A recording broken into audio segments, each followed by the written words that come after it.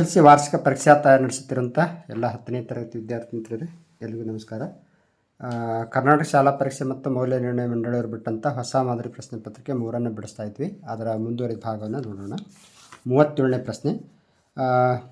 38,808 centimetre cube ಘನಫಲವನ್ನು ಹೊಂದಿರುವ ಒಂದು ಗೋಳವನ್ನು 2 ಅರ್ಧಗೋಳನ್ನಾಗಿ ಕತ್ತರಿಸಿದೆ. ಪ್ರತಿ ಅರ್ಧಗೋಳದ ಪೂರ್ಣಮೇಲ್ಮೈ ವಿಸ್ತೀರ್ಣವನ್ನು ಕಂಡುಹಿಡಿಯಿರಿ. ಇಲ್ಲಿ ಘನಫಲ ಕೊಟ್ಟಿದ್ದಾರೆ. ನಾವು ಅರ್ಧಗೋಳದ ಪೂರ್ಣಮೇಲ್ಮೈ ವಿಸ್ತೀರ್ಣ ಕಂಡುಹಿಡಿಬೇಕಾದ್ರೆ ನಮಗೆ ತ್ರಿಜ್ಯ ಗೊತ್ತಾಗಬೇಕು. ಹಾಗಾಗಿ ಫಸ್ಟ್ ನಾವು ಕೊಟ್ಟಿರೋ ಘನಫಲ ಬರ್ಕೊಳ್ಳೋಣ. ಗೋಳದ ಘನಫಲ ಏನೈತಿ? ಗೋಳದ ಘನಫಲ ಈಸ್ ಈಕ್ವಲ್ ಟು ಎಷ್ಟೈತೆ ಅಂದ್ರೆ 38,808. ಎಸ್, ಗೋಳದ ಘನಫಲ ಕಂಡುಹಿಡಿಯೋ ಸೂತ್ರ 4/3 πr ಕ್ಯೂಬ್ 38,808. ಎಸ್, ಇಲ್ಲಿ ಪೈ ಬೆಲೆ ತುಂಬೋಣ. 4/3 ಪೈ ಅಂದರೆ 22/7 ತ್ರಿಜ್ಯ r ಕ್ಯೂಬ್ 38,808. ಇದು ಇನ್ನೊಂದು ಸ್ಟೆಪ್ ಸುಲಭೀಕರಿಸಿದ್ರೆ ಏನಾಯ್ತಂದ್ರೆ r ಕ್ಯೂಬ್ ಇಲ್ಲೇ ಇರಲಿದೆ. ಬಲಭಾಗದಲ್ಲಿ 38,808 ಐತಿ. ಇದು 7×3 = 21. ಇದು ಛೇದದೊಳಗೈತಿ. ಈ ಕಡೆ ಹೋದ್ರೆ ಅಂಶಕ್ಕೆ ಹೋಗುತ್ತೆ 21 ಅಪಾನ್ ಇದು 22 88 ಅಂಶದೊಳಗೈತಿ. ಈ ಕಡೆ ಬಂದರೆ ಛೇದಕ್ಕೆ ಬರ್ತೈತಿ. ಎಸ್, ಇದನ್ನು ನಾವು ಯಾವ ಥರ ಬರಿಬೋದು ಇದು 88 441 38,808 441 × 21 441 × 21 r ಕ್ಯೂಬ್. ಇದು 441 × 21 ಅಂದರೆ ಏನಾಯ್ತದೆ? 21 ಕ್ಯೂಬ್ ಆಯ್ತು. ಯಾಕಂದರೆ 441 ಅಂದರೆ 21 ಸ್ಕ್ವೇರ್. 21 ಸ್ಕ್ವೇರ್ × 21 ಅಂದರೆ 21 ಕ್ಯೂಬ್. ನೋಡಿ, ಘಾತಾಂಕ ನಿಯಮದ ಪ್ರಕಾರ ಘಾತಾಂಕಗಳು ಒಂದೇ ಆಗಿದ್ದಾಗ ಆಧಾರ ಸಂಖ್ಯೆ ಒಂದೇ ಇರ್ತವೆ. r = 3. ನಾವು ಈಸಿಯಾಗಿ ಅರ್ಧಗೋಳದ ಏನು ಹೇಳಿದಾರ ಪೂರ್ಣಮೇಲ್ಮೈ ವಿಸ್ತೀರ್ಣ ಕಂಡುಹಿಡಿಬೋದು. ಅರ್ಧಗೋಳದ ಪೂರ್ಣಮೇಲ್ಮೈ ವಿಸ್ತೀರ್ಣ total surface area of hemisphere. ಅರ್ಧಗೋಳದ ಪೂರ್ಣ ಮೇಲ್ಮೈ ವಿಸ್ತೀರ್ಣ ಕಂಡುಹಿಡಿಯೋ ಸೂತ್ರ 3πr² ಐತಿ. 3 × π ಅಂದರೆ 22/7. ತ್ರಿಜ್ಯ 21 ಸಾರಿ ತ್ರಿಜ್ಯ 21 ಇದೆ. 21 × 21 7 21 ಸುಲಭೀಕರಿಸಿದ್ರೆ ಏನಾಗುತ್ತೆ ಅಂದರೆ ಇದು 4,158 ಸೆಂಟಿಮೀಟರ್ ಸ್ಕ್ವೇರ್ ಆಗ್ತೈತಿ. ಹಾಗೆ ಸುಲಭವಾಗಿ ನಾವು 4 ಅಂಕ ತೊಗೋಬೋದು. ಫಸ್ಟ್ ತ್ರಿಜ್ಯ ಕಂಡು ಹಿಡ್ಕೋಬೇಕು. 21 ಬರ್ತೈತಿ. ಅದನ್ನು ಬಳಸ್ಕೊಂಡು ಅರ್ಧಗೋಳದ ಪೂರ್ಣಮೇಲ್ಮೈ ವಿಸ್ತೀರ್ಣ ಕಂಡುಹಿಡಬೇಕು. ಎಸ್ 37ನೇ ಪ್ರಶ್ನೆಗೆ ಅಥವಾ ಪ್ರಶ್ನೆ ಇದೆ. 10 ಸೆಂಟಿಮೀಟರ್ ವ್ಯಾಸ ಮತ್ತು 20 ಸೆಂಟಿಮೀಟರ್ ಎತ್ತರವನ್ನು ಹೊಂದಿರುವ ಸಿಲಿಂಡರ್ನ ಒಂದು ಬದಿಗೆ ಅಷ್ಟೇ ವ್ಯಾಸದ ಅರ್ಧಗೋಳವನ್ನು ಮತ್ತು ಇನ್ನೊಂದು ಬದಿಗೆ ಅಷ್ಟೇ ವ್ಯಾಸದ ಹಾಗೂ ಓರೆ ಎತ್ತರ 13 ಸೆಂಟಿಮೀಟರ್ ಇರುವ ಶಂಕುವನ್ನು ಜೋಡಿಸಿ ಒಂದು ಆಟಿಕೆಯನ್ನು ತಯಾರಿಸಲಾಗಿದೆ. ಈ ಆಟಿಕೆಯ ಮೇಲ್ಮೈ ವಿಸ್ತೀರ್ಣವನ್ನು ಕಂಡುಹಿಡಿಯಿರಿ. ಈ ಥರ ಆಗುತ್ತೆ. ಅದು ಆಟಿಕೆ ಯಾವ ಥರ ಆಗುತ್ತಂದ್ರೆ ಈ ಥರ ನೋಡಿ. 10 ಸೆಂಟಿಮೀಟ್ರ್ ವ್ಯಾಸ ಅಂತ ಹೇಳಿದಾರೆ. ಡಿ ವ್ಯಾಸ 10 ಸೆಂಟಿಮೀಟ್ರ್ ಅಂದ್ರೆ ತ್ರಿಜ್ಯ ಇದ್ರೆ ಅರ್ಧ ಇರ್ತೈತಿ. d/2 ಅಂದರೆ 5 ಸೆಂಟಿಮೀಟ್ರ್ ಆಗ್ತೈತಿ. ನೆಕ್ಸ್ಟ್ 20 ಸೆಂಟಿಮೀಟ್ರ್ ಎತ್ತರ ಅಂತ ಹೇಳಿದ್ದಾರೆ. ಸಿಲಿಂಡರ್ನ ಎತ್ತರ 20 ಸೆಂಟಿಮೀಟರ್. ನೆಕ್ಸ್ಟ್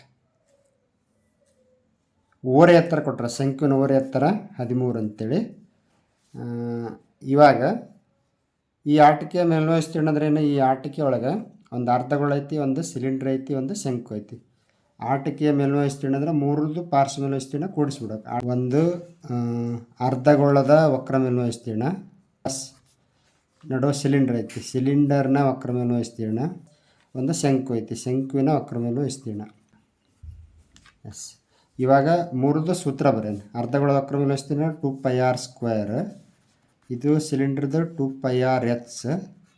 ಶಂಕುವಿನ ವಕ್ರ ಮೇಲ್ಮೈ ವಿಸ್ತೀರ್ಣ πrl. 3ದ್ರಾಗ ಏನು ಕಾಮನ್ ಐತಿ ನೋಡ್ರಿ? πr ಕಾಮನ್ ಐತಿ. 3ದ್ರಾಗ πr ಕಾಮನ್ ತೆಗೆನ. ಇಲ್ಲಿ πr ಕಾಮನ್ ತೆಗೆದ್ರೆ ಇಲ್ಲಿ 2r ಉಳಿತು.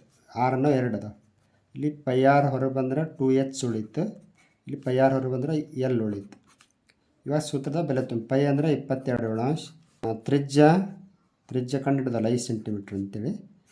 2 × r ತ್ರಿಜ್ಯ 5 ಸೆಂಟಿಮೀಟ್ರ್. 2 × h ಅಂದರೆ ಸಿಲಿಂಡರ್ನ ಎತ್ತರ 20 ಐತಿ, ಓರೆ ಎತ್ತರ 13.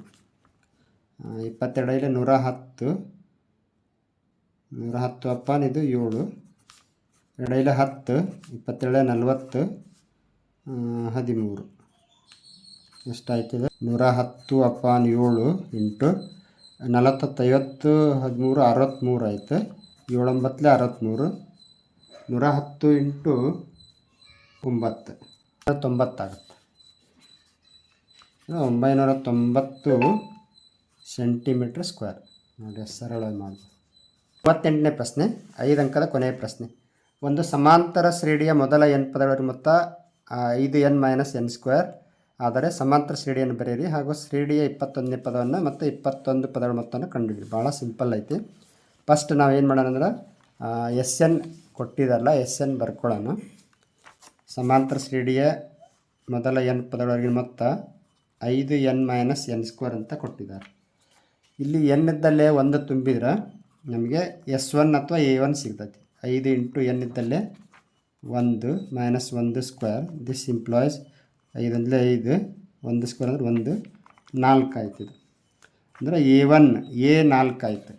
n ಇದ್ದಲ್ಲೇ 2 ತುಂಬೋಣ. n ಇದ್ದಲ್ಲಿ 2 ತುಂಬಿದ್ರೆ 5 ಇಂಟು 2 - 2². ದಿಸ್ ಇಂಪ್ಲಾಯ್ಸ್ 5 10 - 4 6 ಆಯಿತು. ನಮಗೆ ಮೊದಲ ಪದ ಗೊತ್ತಾಯಿತು A4. ಎಷ್ಟು ಅಂದರೆ ಏನಂದ್ರೆ ಇದು ಎಷ್ಟು ಅಂದ್ರೆ ಮೊದಲ 2 ಪದಗಳ ಮೊತ್ತ A1 + A2 ಅಂದರೆ ಎಷ್ಟು ಬಂತು 6. ಮೊದಲ ಪದ 4. ಎರಡನೇ ಪದ ಕಂಡುಹಿಡ್ಕೊಳ್ಳೋಣ. ಎರಡನೇ ಪದ ಆ್ಯಸ್ ಇಟ್ ಈಸ್. ಎಸ್, ಇಲ್ಲಿ 6 ಇಲ್ಲೇ ಇರಲಿ. +4 ಈ ಕಡೆ ಅಂದ್ರೆ -4. A2 ಎಷ್ಟು ಬಂತು ಹಾಗಾದ್ರೆ ಎರಡನೇ ಪದ 6 4 2 ಬಂತು. ಮೊದಲ ಪದ ಗೊತ್ತಾಯಿತು, ಎರಡನೇ ಪದ ಗೊತ್ತಾಯ್ತು. ಡಿ ಕಂಡುಹಿಡಿಬೋದು ಭಾಳ ಸರಳವಾಗಿ. ಡಿ ಹೆಂಗೆ ಕಂಡುಹಿಡಿಬೋದು?